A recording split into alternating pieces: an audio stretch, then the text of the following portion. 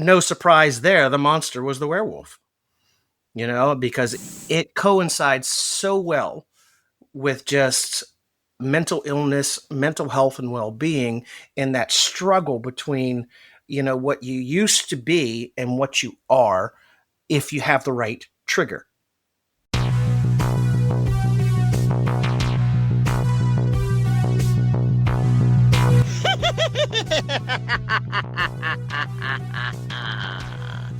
Hello, boils and ghouls. It's your old pal, John Kassir, the voice of the Crypt Keeper. And I want to welcome my good fiends of the Horror Heals podcast. Is horror good for mental wellness? But of course it is. I delight in the delicious deaths of pitiful people on the silver screen.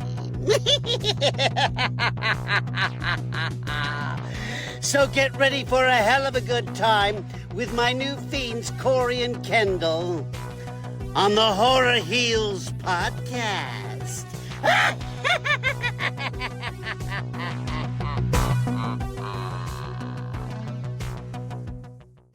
Tonight's full moon is rising, and we're lacing up our silver-lined boots because things are about to get delightfully dark. You might want to chain yourself up, emotionally at least, because this episode is crawling with raw truth, literary werewolves, and some deeply therapeutic horror. Our guest is horror author and former English teacher Brian Hershey, who went through a real-life trauma, came out the other side with titanium in his spine, and started howling at the moon. On paper, anyways. That's right. Brian turned PTSD into a metaphorical beast, and writing became his silver bullet. And spoiler alert, it wasn't therapy as usual that saved him. It was horror, werewolves, and a whole lot of storytelling. So whether you're nursing a creative itch, wrestling with your own inner monster, or just really into werewolves, we're so glad you're here. Let's dig in. Hey, Brian, welcome to the Horror Heals podcast. Well, thank you for having me. Absolutely. So, how do you relate to our theme of horror movies and horror culture and all things horror being positive for our mental wellness? Oh, wow. I mean, that's a deep, loaded question, but also very important one. As an author and a former English and reading teacher, I just know that books and writing offered very safe spaces for people to explore things that either have happened or if it could happen, what would I do?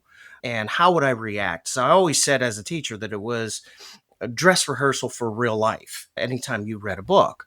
And then specifically when it came to writing, not only were kids and stuff like that very excited about reading things that were spooky, but at the same point in time, having gone through a trauma in my early adult years, it allowed me to be very reflective, very introspective about what was happening emotionally because of how things were taken away from me. It was truly a situation that I experienced where I closed my eyes one day and woke up and everything was different, completely different. And I was in a world of pain. And this was just a result from a very bad car accident where I ended up with a broken back. And it took a long time to get back up to what would be considered a normal status. I had to learn how to walk again. I had to learn how to negotiate things. I had to operate differently. And somebody who was ambitious enough that was wanting to go into the Coast Guard and do that kind of life journey at the start of my adult years, it was gone. It was taken like that. And because there was no way that I could do it having titanium rods being installed halfway up my spine. And on top of like internal bleeding and sprained ankles and knees and broken bones elsewhere that I didn't even find out were broken until a couple of days later, like you go to stand up and realize, oh yeah, that's right, my toes are broken. And so there was a lot of rediscovering, talk about ground zero, and all you can do is look up. I again started to turn to writing as therapy, but just writing about what I was experiencing was not necessarily enough. I had to confront the fear. I had to identify it. I had to say, this is the metaphor for what's going on inside of me, because there was a lot of PTSD, there was a lot of nightmares, there was a lot of anxiety, and it ultimately led to being clinically depressed. And it was just like, hey, how do I get past this? Because my brain's just not functioning anymore. I can't concentrate. I can't remember things properly because there was the swelling that was in the frontal lobe portion. And it was causing all kinds of deficits. And so it was scary to realize that this could be like a permanent condition. And so I turned that fear into a monster, basically. Okay. So, and I put it onto a paper. And, so no surprise there, the monster was the werewolf, because it coincides so well with just mental illness, mental health, and well-being, and that struggle between, what you used to be and what you are if you have the right trigger. And that right there was really the impetus for all of the werewolf stories and storylines and everything that came out of that. So that's my connection. It was kind of a long-winded answer, but that was, that's my initial connection, mental health and horror and how it can help you and stuff like that. So it opened up a door that I never thought that I would ever go through. I thought I was going to be a children's book writer. Do you recall that aha moment when the werewolf popped into your head? Oh, yes. Very much so. It was almost kind of like, it was a Saturday morning even, just drinking coffee. And I just remember thinking to myself, God, I feel like a werewolf. Like I just came off of a full moon and I'm sore. I'm just anxious. What has happened? I got to piece things together. And I was like, that could be an interesting story. That could really actually lend itself well to, horror writing. And so I said, okay, I want to get into this. And dozens of notebooks later and photographs all over the walls of werewolves and just doing the research on how they actually connected to modern day, like mental illness, but also how the folklore kind of came into being of people who were not diagnosed properly very early on, like in the Middle Ages, and they would have to live on the outskirts of town because we didn't have medicine. We didn't have these diagnoses. People were say, well, they're a victim of witchcraft and they're crazy and they have to live on the outskirts. Well, if you live on the outskirts, you're going to grow facial hair because you're not going to be clean shaved and you're not going to bathe properly. It's just going to exacerbate and get worse and worse. And so somebody sees that and goes, oh my gosh, that's like a man wolf, a werewolf. And so, it was like, okay, that makes a lot more sense now.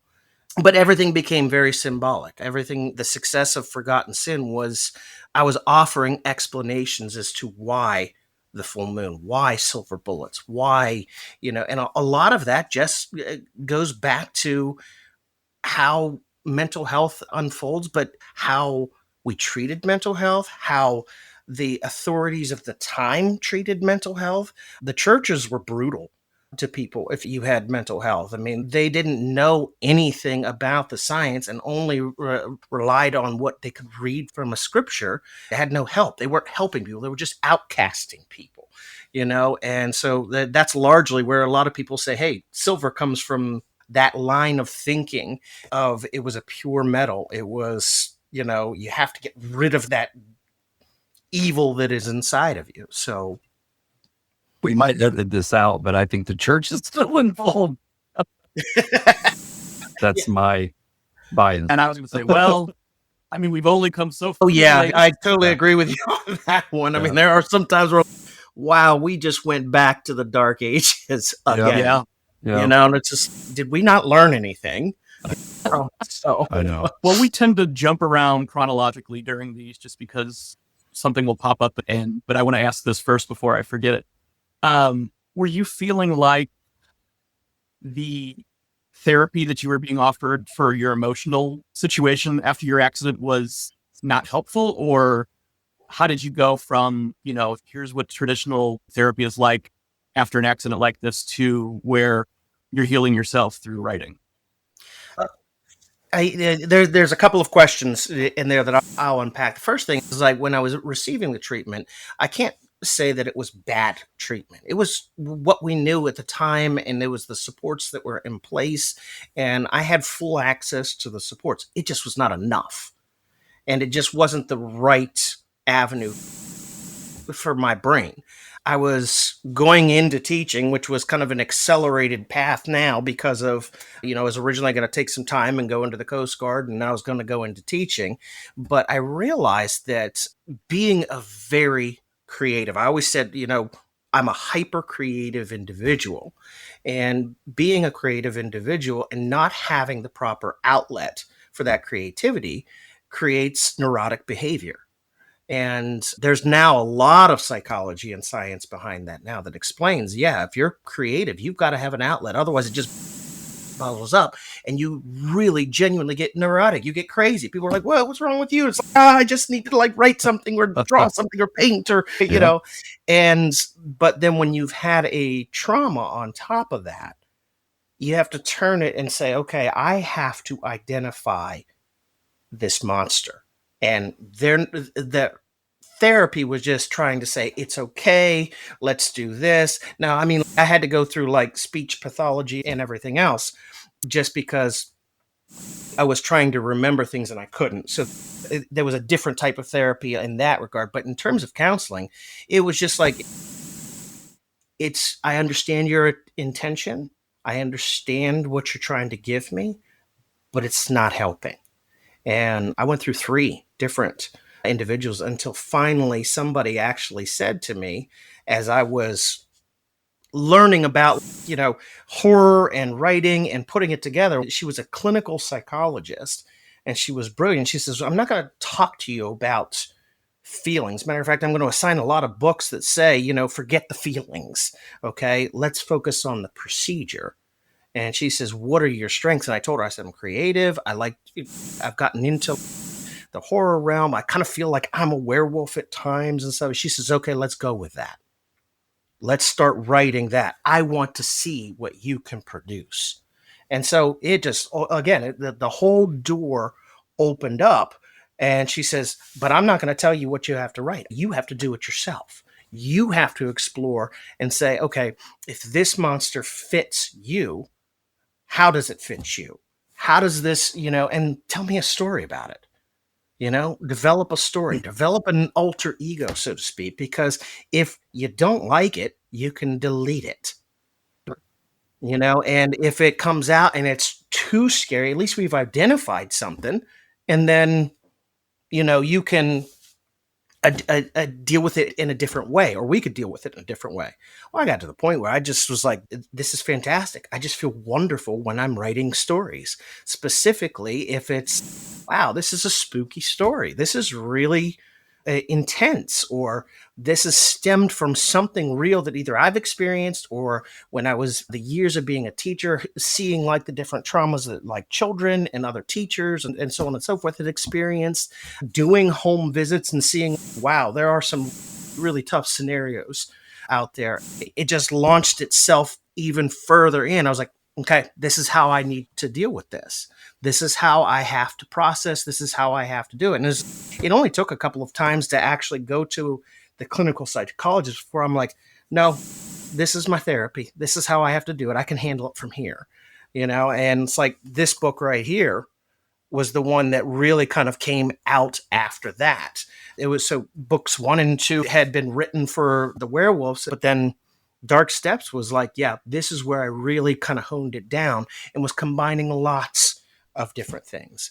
And I said, I can do this over and over again. This is a great way to help the world, to see the world, to be a part of the world. And it's a whole nother world. So that's kind of how it unfolded. Okay. Good. What did your wife and your loved ones think about this type of therapy, utilizing essentially the werewolf character as a form of healing? I think a lot of my family members are very sarcastic. So my aunt said to my father at one point in time, he used to be such a good kid. It's like, what happened to him? But everyone's just like, where's the next story? Where's the next we want more. This is great. And we see you happy. And, all of the conventional things that you tried weren't working, and you were stifled in different arenas. And now that you have this outlet and you have a way to identify different things, they were more than pleased with how it come about. And of course, my brother, he's a horror enthusiast too. So it's, yes, please write more. Yeah. I want more stuff. I want to hear what you have to say. But yeah, it was initially, huh, you want to do what? But then it was, okay, now I see the value in it. So awesome. Well, let's flash back to young Brian, because I imagine if you're going to become an English teacher, you're probably a voracious reader as a young man. What did you start off with, and when did you start being introduced to writing? Horror writing came much later. I fell in love with fantasy stories as a kid. The Hobbit was one that I just was like, oh, this is amazing. This is wonderful. And that's kind of how I really got into the world of reading and things like that. My brother and I used to sneak downstairs at night. This is back when HBO would give you the little preview of, oh, we got Tales from the Crypt, and then there's Friday the 13th. And, so we would sneak down to the basement and turn on the old TV, and we would sit there in the dark and watch them. If my parents were watching something that was spooky, we would sneak in behind the chairs and watch from around the corner of the couches. If we had a friend come over for a sleepover, we would stay up all night trying to watch the scary films. And we just loved being scared. It gave us permission to be scared. And something that's, whoa, man, I shouldn't have seen that at that age. I mean, because that really stuck with me to this day, where I still watch it go, whoo, that gives me the chills. But I really didn't start reading a lot of horror until I was late high school and into early college years. It's not so much that like I was afraid. It's just I had read so much that was like fantasy and assigned reading that there was never really a lot of time during high school that I could sit down and read a Stephen King novel. My brother, on the other hand, he was devouring them. And so I was like, okay, well, there's something here. I mean, he's just devouring books left and right, and he's a ferocious reader. But it was when I went into college that all of a sudden I was like, this is a really cool genre, and I'm going to have this right alongside fantasy and mystery. And I was just like, this is fun. So I just want to be surrounded by books on all levels. I did read Fear Street from R.L. Stine when I was younger, but I'm old enough that Goosebumps came after me. So a lot of people say, oh, I fell in love because of Goosebumps and everything else. I had Fear Street. So, being in my mid 40s now, which is, there was, if you were reading something horrific, it was Steve King, Anne Rice, Peter Straub, Clive Barker. I mean, it was these individuals, and parents were kind of like, nah, I don't know if you really want to read that. My brother, being older, he would sneak and read and stuff like that. And so that's kind of how that unfolded. It's interesting. I mean, I love that kids did have the opportunity, like Goosebumps was sort of that introduction into horror, where I remember stuff that I was reading early on that I would consider kind of horror would be like Through the Looking Glass and those old fairy tales. My parents didn't shy me away from like they weren't the watered down versions. Let's put grim fairy tales. Yes, there was some blood and stuff happening, Grandma did not fare well against, Yeah, right. And that sort of leads me to something that we've talked about several times on this show is that, we're big horror enthusiasts. I love going to the convention, and we're seeing more and more like young kids dressed as Chucky or, the Billy from Saw and that sort of thing. And it's like their parents are allowing them to be, or introducing them to these things at a young age, but it's like I think kids can handle it. I think that they can, especially if the brain is still forming, they get it. This is, it's a story. Yeah. And sometimes stories are scary. Sometimes they're gory.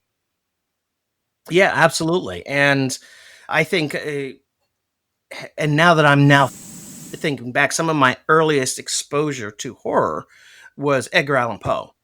Because again, it was like the collection was out there. It was considered classic literature. Right. I mean, it was Gothic literature, but at the same point in time, it was readily available. And as we would take trips and we would be driving at night, my dad would slide in the cassette tape of Vincent Price reading Edgar Allan Poe's stories. And wow, I mean, talk about being immersed into that. I mean, so it was exciting in that regard. But to your point, kids are very resilient. And being able to say, hey, look, here's the exposure to this, and let's have a discussion about it, or at least let's have fun with it, or it's supposed to be like spooky, like ooh, and everything else. Yeah. It allows them to develop a sense of, okay, I can identify this if I'm anxious. I can identify something. Totally shielding kids from all of that is actually more detrimental. When a kid would come to me and say, oh yeah, Mr. Hershey, I've seen that before. I'm like, well, wait, how have you seen that? It's rated R and everything else. And then I think back to my own. I'm like, okay, yeah, you were sneaking just like I was. Okay. And now you're talking about it, but you're not afraid of it. And it wasn't something that was desensitizing them to the world. It is just desensitizing them to something that might cause anxiety. And that's very important. And if somebody genuinely says, no, I don't like that, the blood and guts or gore or something like, that's no fun. I don't like that. But maybe they like the classic monster. Ooh, the vampire. Oh, what a, suave, seductive kind of force, and those tropes and archetypes and everything else exist today. I used to tell my students all the time, I said, you're being affected by a vampire now. It's called your cell phone. It's draining your life force, And so when they can make that kind of connection in a metaphor, then it's less scary, but it also helps with their own mental processing. Yeah, absolutely. So I feel like I'd be missing an opportunity having a former English teacher and writer on it. Not ask about your opinion about this banning of books, which has popped back up again. I think that honestly, that's the true evil. To ban books, you can go back to World War II. That's what Adolf Hitler was doing. It's to control the narrative. And if you go back to the slavery periods, the darker periods of time, they prevented people from reading and writing because they didn't want them to have ideas. They banned them. It was punishable by death. The more you ban, the worse things become. They don't have exposure to literature. They don't have the ability to ask questions and have productive debates and conversations. The only thing that ever happened to me from reading banned books is I got smarter and more empathetic. That's it. So for somebody to ban books, it horrifies me. It truly is one of the scariest things that exists now in real life. Now, as a writer, I want to get on the banned book list because guess what? That means everyone's going to read it.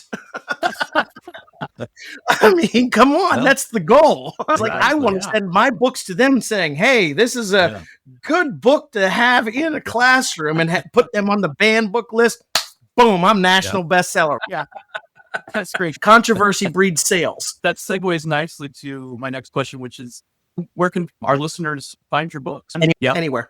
Okay. Yeah, I mean, if you want to go to Amazon, it's on Kindle, Nook, Barnes & Noble, so you can go anywhere to order. I like to direct people directly to my website, readertowriter.com, just because they typically have the best prices. But at the same point in time, especially now with our brand new release that just came out, Dead Avenue, it helps the most people going straight from the publisher's website to the printer. The print on demand kind of craze and trend right now is such a positive experience because it does allow small presses like my own to be able to say, okay, well, here, come to the website. You can go straight to the printer. And so that's probably the best way to go. And we'll put that into the show notes. I do have to have a little plug. Dead Avenue, Volume 1. Okay. Yeah. It is out. It is available. It's hardback. This is an ongoing series that we have decided to launch. And again, it really kind of goes with the whole premise of horror has helped me tremendously And there's other authors out there that feel exactly the same way. It's not just about, oh, I like to write it and I just want to make money or something like that. That's part of it. But there's a lot of people that write this because it is exactly what we've talked about this whole time. It's therapeutic. It's great. And I want to be able to offer that opportunity for other authors to have a safe space to write that stuff, but also have somebody to have those ideas that they can bounce off of, to say, hey, look, I went through trauma too. I went through, these situations too. I understand PTSD. I understand depression. And the only thing good that came out of the pandemic, honestly, is we learned how to actually identify and become a little bit more accepting of mental health and how it affects everybody. But beyond that, it's like you got a lot of people that are suffering and they're trying. So let's give them an outlet. That's what Reader to Writer Press is about. It's from readers to writers. So Dead Avenue is our first launch, the traditional publishing realm and everything else. So it's a lot of fun. 8 stories, death finds us all on Dead Avenue. So. Yeah. Well, we'll be sending out the good vibes for success. I think we try to, with the show over and over again, the message that whether you're a writer or an artist or a cosplayer, whatever your outlet is, there's camaraderie available. We're all part of a bigger community. We've all got our favorite stuff and our niches and everything, but we can all come together with the idea that horror is good for us. It is a classic genre for a reason. It exists for a reason. I mean, we've been writing stories and telling stories around campfires since the dawn of humankind. With that being said, it's not going to go away. You can't ban it. If you ban it, it's just going to become better. Right. So just like you can't ban romance, you can't ban all of those other genres and stuff that can potentially be controversial. Yeah. The controversy is good. You want to have a voice of dissent. You want to be able to have people who can read this and say, let's talk about it. And when somebody says, nope, it's just gone. Yeah. And yes, we are a good community. I love going to the horror conventions, a patron, but also as a vendor. I love talking with people. So yeah, I agree with you 100% on that. So Brian, who is your favorite final person in a horror movie? Ooh, that's a good question. I know. God, I have so many of them. I'm very much a traditionalist. Jamie Lee Curtis in Halloween is just classic. I mean, my gosh, I grew up watching Halloween every Halloween. So, of course, I fell in love with her a long time ago. But then also Sigourney Weaver. Aliens. I mean, what an incredible franchise. But Alien and Aliens were just fantastic movie making, fantastic storytelling. I truly say that Aliens was probably just as good, if not better, than the first one. And that's rare. Right. When you have a franchise, that's rare. But a lot of that is because Sigourney Weaver's character was just spot on perfect. Yeah. And so I have loved her for a long time. That was one of the first movies that scared the pants off of me, too. Those are really scary creatures. So, I love that combination of sci-fi with the horror aspects. Yeah. Absolutely. Yeah. Awesome. Well, this has been a great conversation, Brian. Thank you so much for being open with your story. Well, thank you very much for having me. I absolutely adore being here, and you both do the same. Thank you for having me. That was a whole lunar cycle of brilliance. Brian Hershey reminded us that horror isn't just for the thrill, it's for the healing too. From broken bones to broken narratives, he rewrote his story with werewolves, trauma metaphors, and a whole damn publishing press to give others that same outlet. And can we talk about how genius it is to use werewolves to explore identity, pain, and transformation? Hairy on the outside, healing on the inside. So if you're a horror nerd with a story clawing to get out, or you've ever felt like a misunderstood monster, just know you're not alone, and your howl matters. Brian's books are available at readertowriter.com. So go grab one, light a candle, and unleash your inner beast responsibly. Until next time, friends, when someone asks, is horror good for mental wellness? You tell them, of course it is. The Horror Heals podcast is produced and presented by How the Cow Ate the Cabbage, LLC.